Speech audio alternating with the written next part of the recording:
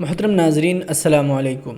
दोस्तों, आज की इस वीडियो में हम ये जानने की कोशिश करेंगे कि हमें अगर किसी कंपनी का कर्ज़ निकालना हो तो उसका सही और आसान तरीक़ा क्या है। अब तक आपने कई सारे वीडियोस देखे होंगे और कई सारी बातें सुनी होंगी, लेकिन आप कंफ्यूज होंगे क्योंकि आपने अक्सर कई वीडियोस में सुना होगा कि डेट टू इक्विटी, हम किसी स्टॉक का जब चेक करते हैं तो हमें उसके कर्ज़ का पता लग जाता है, लेकिन ये सही नहीं है। डेट टू इक्विटी से कभी भी किसी कंपनी का कर्ज़ नहीं निकाला जाता, क्योंकि जो डेट टू इक्विटी होता है वो मार्केट के पर लागू होता है। जबकि हमें अगर किसी स्टॉक के बारे में ये जानकारी लेनी है कि ये स्टॉक हलाल है या हराम है, यानी कि इसके ऊपर 33% से ज़्यादा ब्याज है या नहीं, तो उसके लिए ज़रूरी है कि हमें ये पता होना चाहिए कि इस कंपनी के टोटल एसेट क्या है और इस कंपनी के ऊपर कर्ज़ कितना है। फिर उसी से हम टोटल एसेट में से कंपनी का डेट जो है वो माइनस करते हैं, तो उससे हमें पता लगता है कि इसमें 33% है या फिर कम है, तभी जाकर हमें उसकी सही नॉलेज मिलती है। अगर आप पूरा ये जानना चाहते हैं कि कंपनी का हलाल होने के लिए कौन कौन से क्राइटेरिया जिनका हमें चेक करना ज़रूरी होता है, उन तमाम पर वीडियोस चाहते हैं तो हम तमाम पर एक एक करके वीडियोस बना देंगे। फ़िलहाल आज की वीडियो में हम आपको सिर्फ ये बताएंगे कि हम किसी भी कंपनी का कर्ज़ कैसे निकाल सकते हैं, ये जानने के लिए कि इसके ऊपर जो कर्ज़ है वो 33% से ज़्यादा है या फिर कम है। तो चलिए बिल्कुल भी वक्त ना ख़राब करते हुए मैं आपको सीधा कंप्यूटर की स्क्रीन पर लेकर चलता हूँ और वहाँ पर मैं आपको दिखाने की कोशिश करता हूँ कि कैसे हम यहाँ पर चेक करेंगे कि ये कंपनी जो है ये हलाल है या फिर हराम है।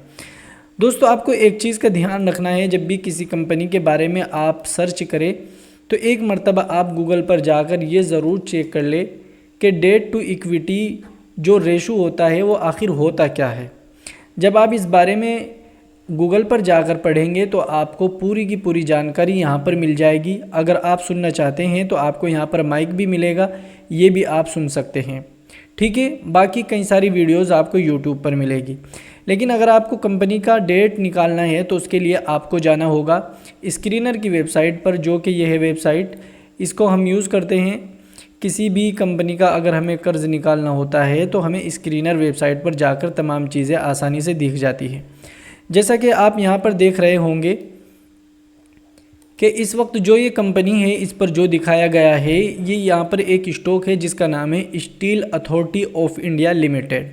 अगर आप इसका डेट टू इक्विटी देखेंगे तो आपको यहाँ पर दिखाया गया है 0.53%, यानी कि डेट टू इक्विटी जो है इसका वो 53% है, 0.53%। इस हिसाब से तो ये हराम होना चाहिए। लेकिन जब हम कंपनी के टोटल एसेट देखेंगे तो हमें यहाँ पर दिखेगा कि कंपनी के टोटल एसेट जो हैं वो 1,35,896 करोड़ रुपए हैं। और उसी के साथ साथ जब हम यहाँ पर देखेंगे कंपनी के ऊपर जो कर्ज़ है वो है 31,928 करोड़ रुपए। अब हमें ये देखना है कि जो ये 31,928 करोड़ रुपए है इस टोटल एसेट का 33% से कम है या ज़्यादा है। अगर ये 33% से ज़्यादा होता है तो ये आपका जो स्टॉक है ये पूरा का पूरा हराम हो जाएगा, क्योंकि इसका डेट बढ़ जाएगा। लेकिन अगर ये इससे कम है तो ये हराम नहीं होगा बल्कि हलाल हो जाएगा, अगर इसके जो बाकी क्राइटेरिया हैं वो भी इस्लामिक व्यू के एतबार से सही निकलते हैं तो ठीक है। तो चलिए मैं आपको यहाँ पर ये चीज़ भी करके दिखा देता हूँ कि हम कैसे इस चीज़ को निकालेंगे और कैसे जानेंगे।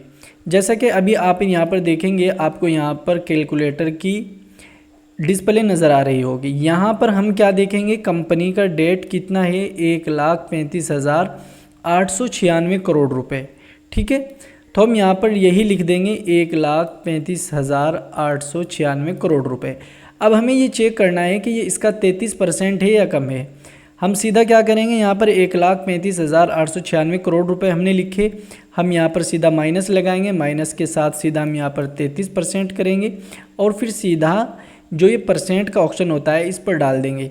तो यहाँ पर हमें क्या दिखाया जा रहा है, 44,845.68 करोड़ रुपए जो होते हैं वो इसके 33% होंगे। जबकि यहाँ पर कर्ज जो है वो 31,928 करोड़ है और 33% बैठता है कितना, 44,845 करोड़ रुपए। तो इस हिसाब से ये 33% नहीं है बल्कि 33% जो है वो यहाँ पर आपको नज़र आ रहा है 44,845 करोड़ रुपये। इस चीज़ को आपको जहन नशी करना है कि जब भी किसी कंपनी के आपको डेट निकालने हो तो आप डेट टू इक्विटी को छोड़ दें। डेट टू इक्विटी को बिल्कुल भी आप वैल्यू ना दें, आपको वैल्यू देनी है टोटल एसिड को और उसके साथ डेट टू इक्विटी को। टोटल एसिड से आपको डेट टू इक्विटी को माइनस करना है। जब आप उसको माइनस करेंगे तो आपको खुद दिख जाएगा कि ये डेट टू इक्विटी जो है ये 33% है या नहीं। अगर आपको ये नहीं पता कि हमें परसेंट कैसे निकालने हैं तो उसका सिंपल सा तरीका यही है कि वहाँ पर पूरी संख्या डालो जिसका आपको कर्ज़ निकालना है। जैसे हम यहाँ पर डालते हैं 1,35,896 करोड़ रुपए, तो अब हमें इसका 33% निकालना है। तो हम यहाँ पर माइनस लगा देंगे पूरी संख्या लिखकर, फिर उसके बाद यहाँ पर जितना भी परसेंट निकालना है वो संख्या लिख देंगे। जैसे हमें यहाँ पर 33% निकालना है, 33% लिख देंगे, फिर सीधा इस पर चले जाएंगे तो यहाँ पर हमें 44,845 करोड़ रुपए दिख गए हैं कि ये इसके 33% है। तो 44,845 करोड़ रुपए में से जब हम माइनस करेंगे, देखिए 44,845 करोड़ रुपए में से हमें माइनस करने हैं कितने, एक सेकंड, 44,845 करोड़ रुपए माइनस 31,928 करोड़ रुपए, तो कितना होगा। इसमें अभी भी 12,917 करोड़ रुपए की गुंजाइश है। देखो 31,928 करोड़ रुपए लिखा हुआ है ना यहाँ पर, तो और यहाँ पर क्या लिखा हुआ है 12,917। हम 31 और 12,917 को जब हम मिलाएंगे तो ये पूरा आपका 44,000 बन जाएगा, यानी कि 33% हो जाएगा। जैसे 31,928 करोड़, ये देखिए 44,845 करोड़ रुपए बन गए।